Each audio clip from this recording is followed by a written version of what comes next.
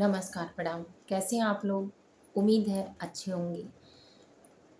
ये बताने के लिए कमेंट बॉक्स में हर हर महादेव, जय माता जी ज़रूर लिखें। आप कैसे हैं?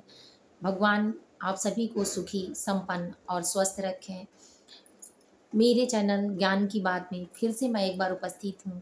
मैं अर्चना तिवारी एक बार उपस्थित हूँ नए ज्ञान के साथ।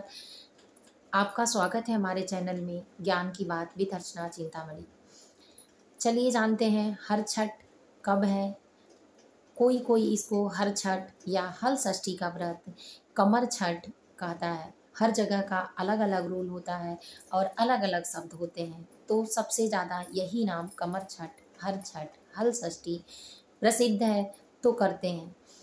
ये हल षष्ठी जो है भाद्रपद के कृष्ण पक्ष के षष्ठी तिथि को मनाया जाता है। भगवान बलराम जो कृष्ण के बड़े भाई हैं, उनके जन्म दिन पर यानी जन्म उत्सव के उपलक्ष्य में हल षष्ठी इसलिए कहा जाता है कि हल उनका शस्त्र था।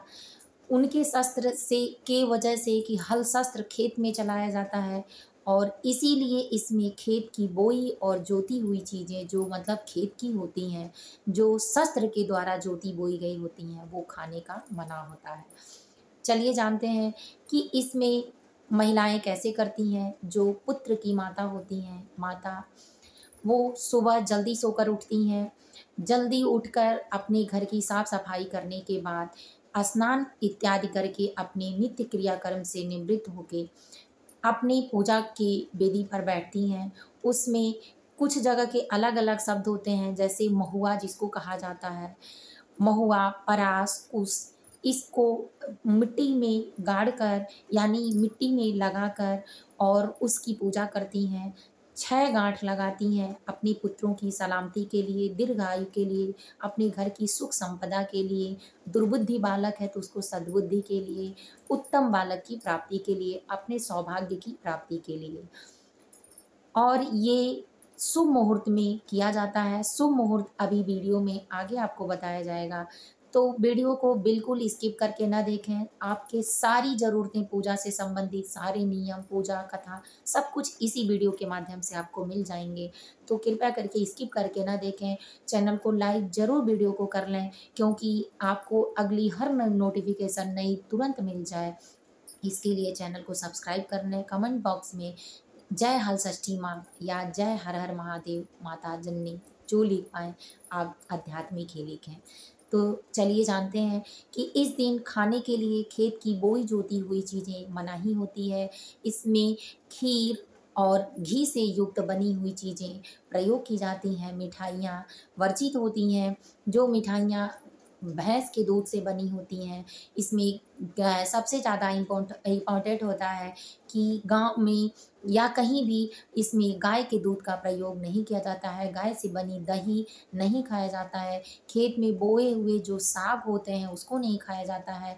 जो अपने आप उगे होते हैं या इधर-उधर घर में लोग छींट देते हैं, उसको ही खाया जाता है। तो इन्हीं सारी चीज़ों का प्रयोग किया जाता है। दही भी और पेड़ में लगा हुआ जैसे सेब का पेड़ है और छुहारा है, ये सब चीज़ें जोती बोई नहीं होती हैं, तो इन सब चीज़ों का भी सेवन किया जाता है। चावल में लाल चावल का प्रयोग किया जाता है। यानी कहा जाता है कि जो उनका शस्त्र हल है उसके द्वारा प्रयोग खेत में चलने वाली चीज़ें, प्रयोग करने वाली चीज़ें, बोई जोती वाली चीज़ें नहीं खाई जाती हैं। तो इस तरह से वो अपनी पूजा करती हैं। अपने सिंदूरा से सबसे पहले सिंदूर गणेश जी को 3 बार, माता पार्वती को 5 बार और भोलेनाथ को उसी उँगली से 3 बार लगाया जाता है। उनकी पूजा करने के बाद हल षष्ठी माता की पूजा की जाती है। हल षष्ठी माता बहुत दयालु हैं, वो अपने भक्तों पर जल्दी कृपा करती हैं, इसीलिए उनका व्रत, ये त्योहार हमारे सनातन रीत में हिंदू धर्म में मनाया जाता है। तो इन्हीं सारी बातों को जानने के लिए आगे बढ़ते हैं कि इस दिन माता बैठती हैं एक साथ नदी के तट पर और इन्हीं सारी चीज़ों को लगाकर कूस, परास और महुआ का जो जड़ पेड़ होता है उसको तोड़कर डालियाँ जो टहनियाँ होती हैं उसको लगाती हैं, फिर उसको चंदन हल्दी से एक में टेक कर गांठें लगाकर अपनी उत्तम संतान की प्राप्ति के लिए या उत्तम संतान अच्छा होने के लिए, सफलता के मार्ग तक जाने के लिए, स्वस्थ होने के लिए, अपने सौभाग्य को प्राप्त करने के लिए ऐसी मनोकामना रखकर इस पूजा को पूरा करती हैं। इसमें आप सुहाग की सामग्री माता को चढ़ा सकती हैं, चढ़ाया जाता है। बच्चों के खिलौने, इस दिन बच्चों को प्यार दुलार दिया जाता है, बच्चों को मारा नहीं जाता है। अन्य बच्चों को भी कहा जाता है कि जिसकी संतान नहीं होती है, अगर बैठ के इसकी कथा सुनते हैं और बच्चों को लाड प्यार देने के लिए उनके खाने की सामग्री, खिलौने दान में देते हैं इस दिन, तो उनके घर उत्तम संतान की प्राप्ति होती है। तो ये वहाँ बैठे-बैठे ही 4 कथा, हल षष्ठी के दिन 6 कथा होती है। अगर न कर पाएँ तो 4 कथा, 2 कथा इम्पॉर्टेंट होता है सुनना, जिसको सुनने के बाद ही माताएँ अपने व्रत को तोड़ती हैं। और पूजा शुभ मुहूर्त में ही करना ज़्यादा अनिवार्य होता है। शुभ मुहूर्त है पूजा का समय शनिवार, सन 2024 जो चल रहा है, उसमें दिन शनिवार 24 तारीख को मनाया जाएगा, यानी 24 अगस्त को 2024 में सुबह 7:51 से शुरू हो रहा है और 25 को सुबह 5 बज के कुछ मिनट पे समाप्त हो जा रहा है। तो इसीलिए आप बिना किसी के अफवाहों में आए हुए शनिवार के दिन आप सुबह स्नान ध्यान करके निवृत्त होकर माता हल षष्ठी की पूजा करें और इस पूजा में इस नियम का पालन करें। माताएं पूर्वज से ही चली आ रही ये कहानियाँ भी प्रसिद्ध हैं और कहानियों को सुनने के लिए चैनल को लाइक कर लें, स्किप करके बिल्कुल ना देखें, वीडियो अंत तक देखें, लास्ट तक बने रहें। चलिए कहानियाँ शुरू करते हैं। कहानियाँ बेहद इम्पॉर्टेंट हैं, तो उसके सुनने के लिए सबसे पहले हाथ में अक्षत फूल लें और प्रसाद जो माता को चढ़ा होता है उन्हीं प्रसाद का और उनके माता के ध्यान में मग्न होकर हाथ जोड़ें और कथा का श्रवण करें। तो चलिए शुरू करते हैं। सबसे पहले की प्रथम कहानी है कि अचानकपुर में एक राजा रहते थे अपने परिवार के साथ। परिवार के साथ राजा रहते थे। उनके राज्य में सारी प्रजा खुश रहती थी, लेकिन कुछ दिन बीतते बीतते सारी प्रजा में उछल कूद मचने लगी और जिसकी भी खेती बाड़ी थी उस खेती बाड़ी में कुछ हुआ ही नहीं करता था।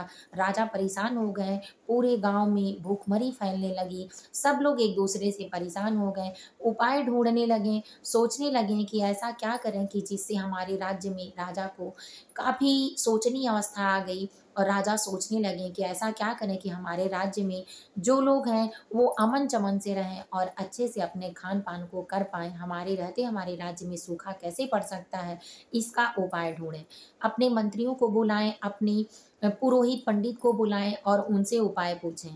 तो उन्होंने पत्रा देखकर बताया कि आप भाद्रपद के कृष्ण पक्ष के षष्ठी तिथि को अगर हल छठ पड़ता है उस दिन अगर आप किसी अपने मतलब वंश की बलि दे देते हैं तो जो आपके वहाँ पोखरा है उस पोखरे में पानी आने के कारण आपके सारे क्षेत्र में हो जाएगा पानी और आपके पोखरे में पानी तभी आएगा जब किसी की आप बलि देंगे। तो राजा सोच में पड़ जाते हैं कि मेरा तो पुत्र एक ही है और मेरा अभी जो आगे का जो पुत्र वधू है उससे जो हमारी मतलब बहू है उससे जो पुत्र हुआ है मैं उसको क्या बताऊंगी, वो भी तो अपने पुत्र वधू का सपना मतलब यानी मेरे पुत्र वधू का सपना देख रही होगी, सोच रही होगी मैं उसके सपने को कैसे हटाऊं और अपने हाथों से अपने वंश का नाश कैसे करूं। राजा काफ़ी सोचनीय अवस्था में पड़ गए, लेकिन प्रजा को ध्यान रखते हुए राजा सोचें कि प्रजा हमारे लिए सबसे बड़ी है, इसीलिए मैं अगर अपनी भी बलि देना पड़े तो भी दूंगा। ये बात सोचकर राजा सोचें कि बहू रहेगी तो ऐसा नहीं हो पाएगा। तो जिस दिन बहू को वो घर से जिस दिन बलि देनी थी उसी दिन सोचें कि अगर उसी दिन बहू को कह दिया जाने के लिए तो एक बहाना भी हो जाएगा और बहू चली जाएगी तो मैं आसानी से ये काम कर लूँगा। तो अपने कुछ आदमियों से सीक्रेट तरीके से बताएं कि मैं उसी दिन करूँगा और इस तरह से होगा, बहू को जाने दो। बहू को संदेशा दिलवाते हैं कि तुम्हारी माँ की तबीयत ज़्यादा खराब है, तुम जाओ मायके हो और देख आओ। तो बहू उस दिन हल षष्ठी था, व्रत रहते हुए भी कही पहले कि मैं कैसे जाऊं, लेकिन जब माँ का सुने तो कोई भी बेटी अपनी माँ के लिए परेशान होती है तो व्रत में ही वो घर से निकल गई। गई वहाँ गई, रास्ते में हर जगह हल षष्ठी की पूजा हो रही थी।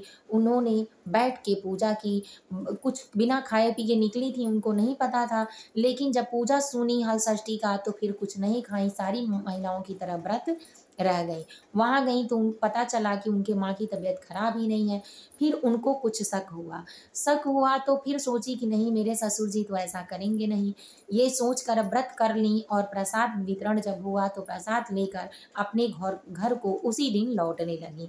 जब रास्ते में आई तो इधर राजा अपने जो पोते थे उनकी बलि दे दिए और पोखरे में उनकी बलि देते हुए भी तालाब में पानी ही पानी हो गया।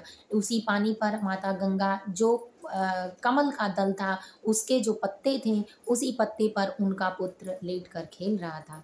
उधर से आई, सोची कि चलिए जो पिताजी पोखरा खुदवाए हैं चलो उसको देख आएँ। उस उधर से ही चलेंगे, कहारों से बताई कि उधर से ही चलिए। गई तो देखी उनका पुत्र पोखरे में ऐसे ही पत्ते पर खेल रहा है। फिर शोर मचा और पुत्र को गोदी में निकाल कर कहार दिए, ली और घर आई। राजा देखते ही बहू को आश्चर्यचकित हो गए और पूछने लगे कि ये पुत्र तुमको कहाँ से मिला।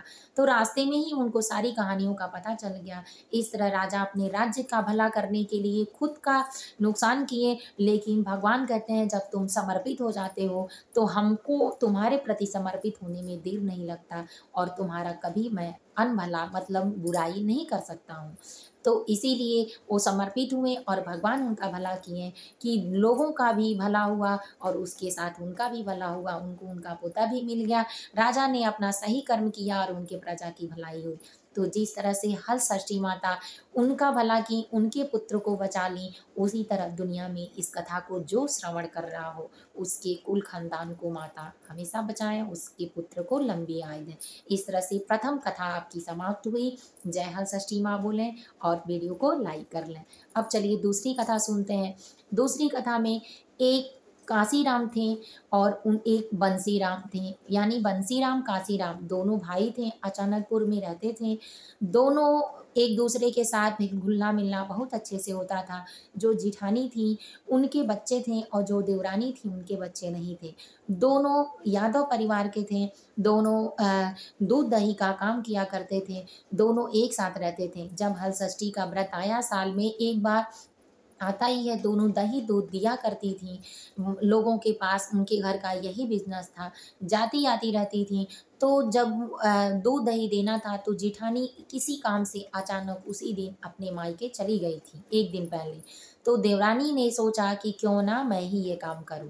तो देवरानी ने दूध दही को देने के लिए चली गई समाज में, और जब जहाँ वहाँ गई तो गलती से देवरानी गाय की दूध और दही दे आई और भैंस वाला नहीं ले गई मटका। दे दी, पूजा शुरू हो गई। इधर आई तो देखी जिठानी ले गई, इधर ये गलती की और घर आई तो देवरानी ने क्या किया, देवरानी दे के आई और जब जिठानी घर आई तो कहीं तुमने तो गलत किया, दही वाला मटका यहाँ है जो भैंस वाला था, तो तुम गाय को क्यों दे आई। तो फिर दौड़े दौड़े गई और सबको कहीं कि हमसे भूल हो गई, ये दूध दही आप पूजा में इस्तेमाल ना करें और इसको आप रख दें और इस वाली से पूजा करें। तो अपनी गलती का क्षमा मांग ली। उनकी जिठानी आ गई उसी समय तो लेके गई, और इधर देवरानी को गुस्सा आया कि मुझे क्यों सुना रही हैं, मुझे क्यों डांट रही हैं। तो क्या कि उनके बच्चे भोजन बना रही थी, काफ़ी परेशान कर रहे थे, इसके कारण लकड़ी की जगह उनके बच्चों को ही चूल्हे में लगा दी, यानी चूल्हों में ही जला दी। फिर राख को बटोर के रखी तो उनकी जब पत्नी आई उधर से पूजा का सही वो करके तो देखने लगी तो राख में हड्डियां निकलने लगी, परेशान हो गई। फिर अपने बच्चों को ढूंढी, नहीं मिला। तब जाके उसी दिन कहीं, हे हल षष्ठी माता, अगर हमने सही कर्म किया है और लोगों को गलत काम से बचाया है तो हमारे साथ भी गलत हुआ है, तो आप सही इसका परिणाम दिखाएं। वहीं उनके पुत्र और पुत्रियां खड़े हो गए और माता हल षष्ठी अपना आशीर्वाद दी कि जिस तरह माता उनको सद्बुद्धि दी कि गलत होते होते हुए भी उन्होंने सही किया, और अपने कुल को बचाने के लिए उन्होंने अपना कर्म सही रूप से किया और प्रेम उनको अपने माता के प्रति समर्पित किया, तो उनको उनका परिवार और उनकी खुशियाँ मिल गईं। उसी तरह माता ये कथा श्रवण करने वाले हर व्यक्ति के साथ, हर महिला के साथ उनकी खुशियों का विशेष ध्यान रखें। जय माता जी। अब चलिए तीसरी कहानी शुरू करते हैं। तीसरी कहानी में ये था कि एक सास बहू थी। सास बहू दोनों एक साथ रहती थीं। अचानक एक दिन उनके मन में आया कि क्यों ना चलें आज खेत देख आएँ। खेत देखने के लिए गईं और हाथ में जो मिट्टी खोदने वाला होता है उसको लेके गईं, और ले गईं तो खेत के पास बैठी थीं और सोचीं कि चलो आए हैं तो गाय भैंस के लिए कुछ चारा भी लिए चलें। चारा लेने चली गईं चारा जहाँ खोदने बैठी, वहाँ जो साँप रहते हैं उनका भी भौरा था। यानी उनकी जो होल होती है, व्हील होती है, वो वहाँ थी और उनका वहीं वो पूरा मतलब उनका ग्रुप रहता था। इस तरह से उनके कितने के पूँछ कट गए, कितने के सर कट गए और उन्होंने घास नोचने के चक्कर में मतलब काटने के चक्कर में नहीं दिया। तो उनको नागों ने श्राप दिया कि जिस तरह से हम अपने बच्चों के लिए परेशान हैं या परेशान हैं और तुमने हमारे साथ ऐसा किया है, उसी तरह तुम भी परेशान होगी और मैं तुमसे बदला लूँगा। तो हल षष्ठी का व्रत था। जब सास बहू घर आईं, फिर धीरे-धीरे उनके बेटे होने लगे। 5 बेटे हुए और पाँचों बेटों को वो नागिन और नाग जो थे, सब आते थे, रात में ले जाते थे। जब वहाँ प्रकट हुए तो ये वो अपना वादा की कि मुझसे गलती तो हो गई लेकिन आप जो कहेंगे हम करेंगे। तो वो कहे तुम्हारी भी जो संतान होगी तो हमको समर्पित कर देना। तो इस तरह से उनके में दोनों लोगों की बातें हुई थी। तो जब भी वंश होता था तो रात के समय वो अपना आके उठा ले जाते थे। फिर सास से जितना बहू का बनता था, सास ताना मारने लगी, बहू को सताने लगी और अपने घर से बाझन कहकर बाहर निकाल दी। फिर वो अपने माँ के घर जाने लगी। जब माँ के घर जाने लगी तो रास्ते में हल षष्ठी की पूजा हो रही थी। सब लोगों ने घर गईं तो पूछी माँ ये क्या हो रहा है? तो उनकी माँ कहीं तुम परेशान ना हो, तुम मेरे साथ चलो। उस दिन उनको व्रत रखवाईं, सारा पूजा पाठ विधिवत करवाईं और करवा के उस दिन महुआ और ये दही जो होता है वो मीठा होता है, दोनों को करके और खीर जो मीठा बनता है भैंस के दूध में वो लाल चावल का, सब कुछ मीठा प्रसाद सारा चीज़ ले गईं और जहाँ नाग का भी भौरा था वहाँ ले जाकर रख दी, जहाँ इनसे गलती हुई थी। सारे नाग जब खा के उपस्थित हुए तो पूछें कि आज तुमने तो हमको खुश कर दिया, मांगो क्या मांगती हो?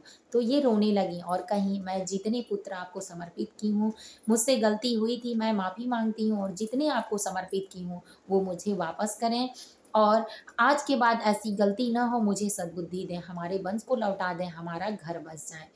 तो सारे नाग मिलकर आशीर्वाद दिए कि तुमसे अनजाने में गलती हुई, क्रोध के कारण हम लोगों ने तुम्हारे साथ ऐसा किया, इसलिए नहीं करना चाहिए। कोई बात नहीं, जाओ तुम्हारे मैं सारे पुत्रों को वापस करती हूँ, तुम अपना करती हूँ।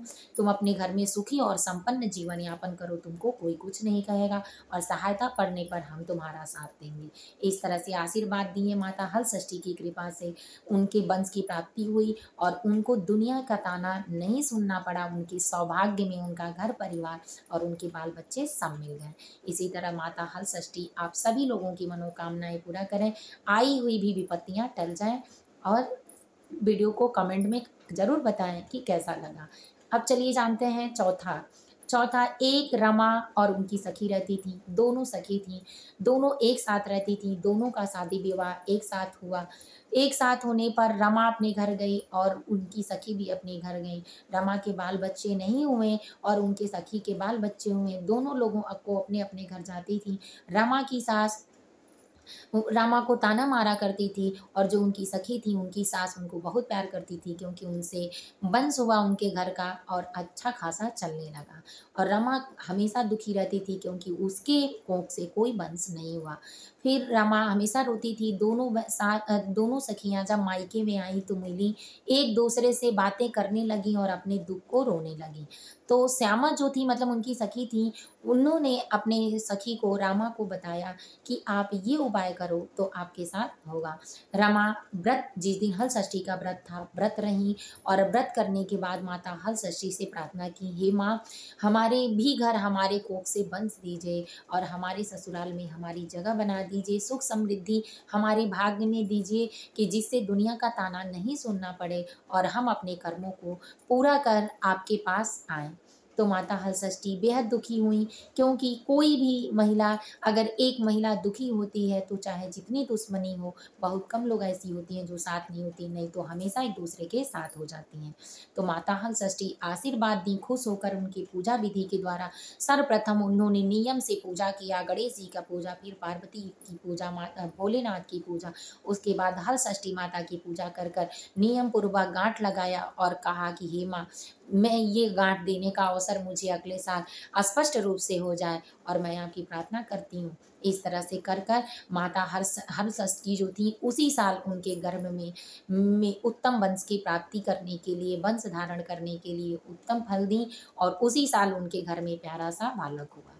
इस तरह से माता हलषष्ठी उनकी मनोकामनाएं पूर्ण की और दोनों सखियां एक साथ मिलकर मुस्कुराने लगी। तो अगर सच्चा मित्र हो तो सही जगह साथ आता है, वरना सही जगह क्या गलत जगह भी सही साथ नहीं देता है।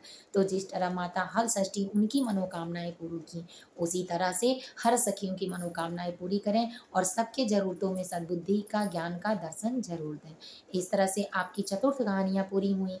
अब पांचवी कहानी ये है कि एक बहन थी और एक बहन थी, उनका कोई नहीं था।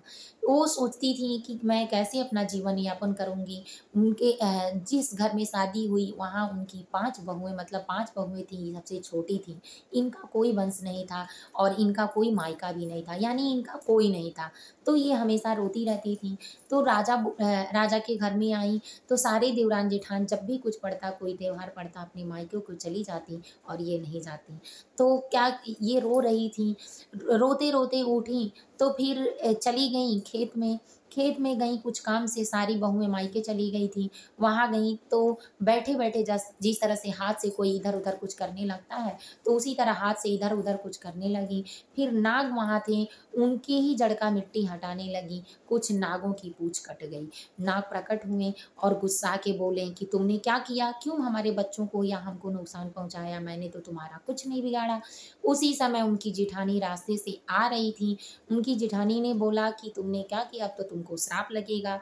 ये रोने लगी और रोने लगी, गिड़गिड़ाने लगी, कहीं हमारा कोई नहीं है, मैं इसी टेंशन में इन लोगों का ताना सुनकर यहाँ आकर बैठी हूँ और कोई नहीं मिला, मैं ये काम कर रही थी, एक गलती के कारण हमसे दूसरी गलती हो गई, हमको हे भाई क्षमा करें।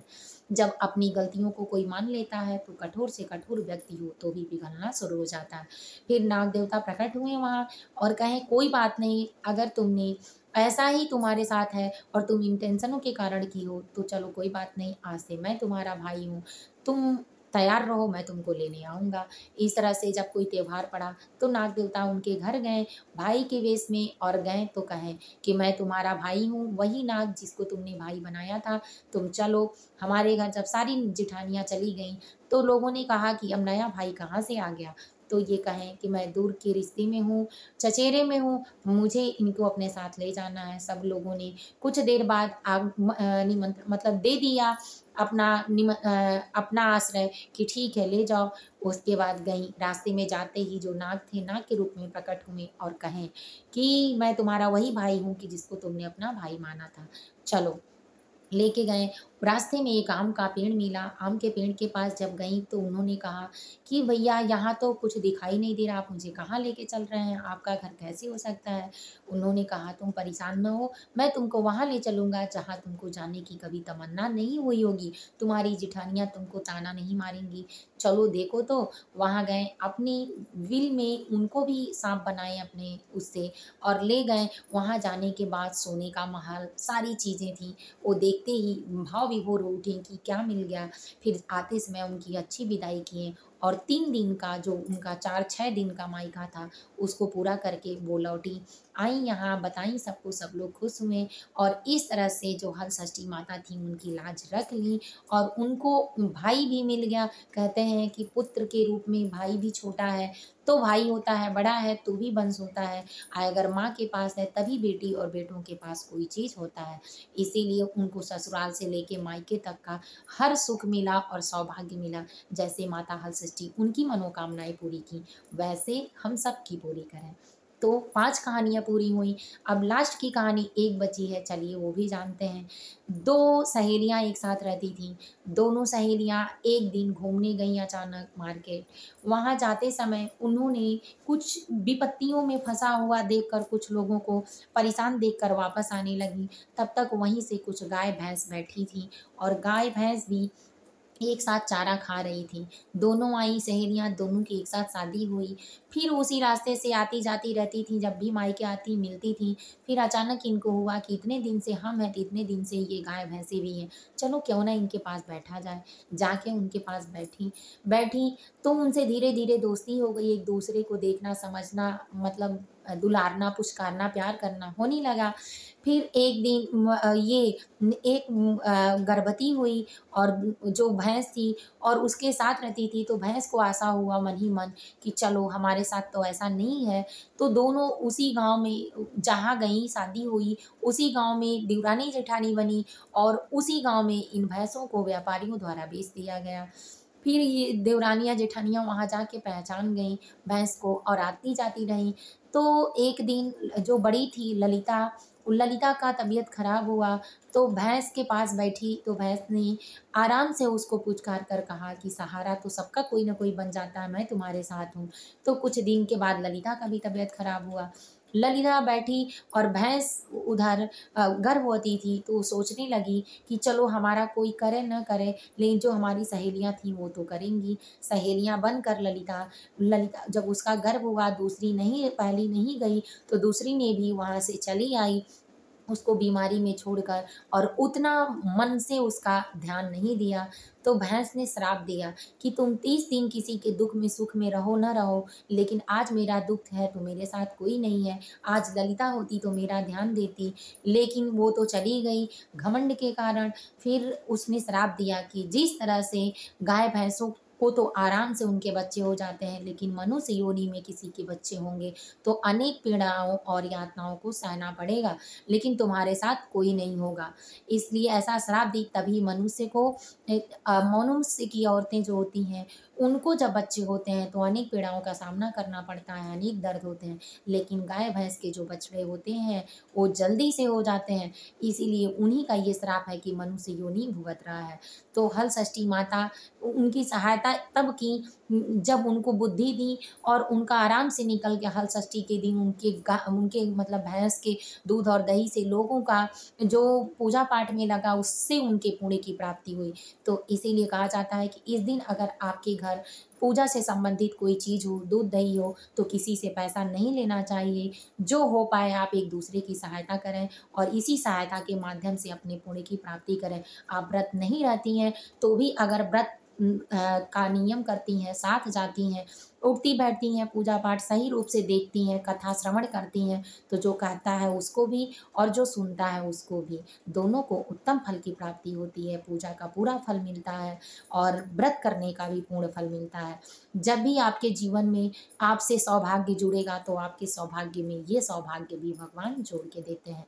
तो अगर पूरी कथा आपको पसंद आई हो तो चैनल को लाइक कर लें, वीडियो को शेयर करें, क्योंकि पूजा के समय सबको मिल जाए, आपको पूर्ण फल की प्राप्ति हो। लाइक करना बिल्कुल ना भूलें। जय हल षष्ठी माता, हर हर महादेव। कमेंट बॉक्स में जय रूप लिखें। जय माता जी।